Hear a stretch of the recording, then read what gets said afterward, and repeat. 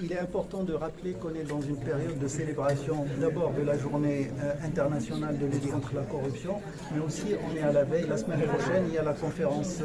la 10e conférence internationale des États partis à la Convention des Nations Unies de lutte contre la corruption qui se tient à Atlanta. Alors, cette conférence de presse vient pour présenter le rapport et le bilan de l'instance en matière aussi bien d'approfondissement de la connaissance et de l'évaluation des politiques publiques qu'en matière de projection et de comment est-ce qu'on pourrait changer la réalité de la lutte contre la corruption au Maroc pour avoir des effets qui sont perceptibles par les citoyens, par les acteurs économiques et par les acteurs sociétaux. Alors aujourd'hui, le constat c'est que nous avons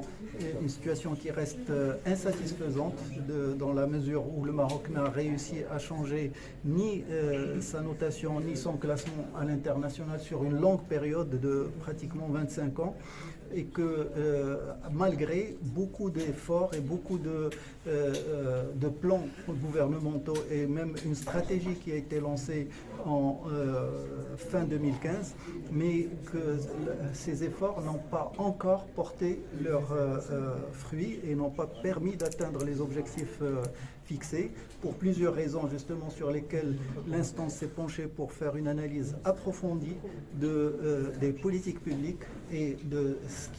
quelles sont les forces sur lesquelles on peut capitaliser, mais quels sont surtout les freins qui empêchent d'atteindre les résultats et les objectifs. Et donc nous nous projetons aujourd'hui vers une transformation profonde qui permettrait justement de changer l'approche et qui permettrait d'avoir des résultats, y compris sur le court terme. Bien entendu, la lutte contre la corruption est une problématique complexe qui s'inscrit dans le temps, mais il faudrait, pour reconstruire la confiance,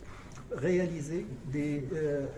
impacts qui redonneraient confiance et qui permettraient de mobiliser l'ensemble des composantes de la société pour une transformation profonde.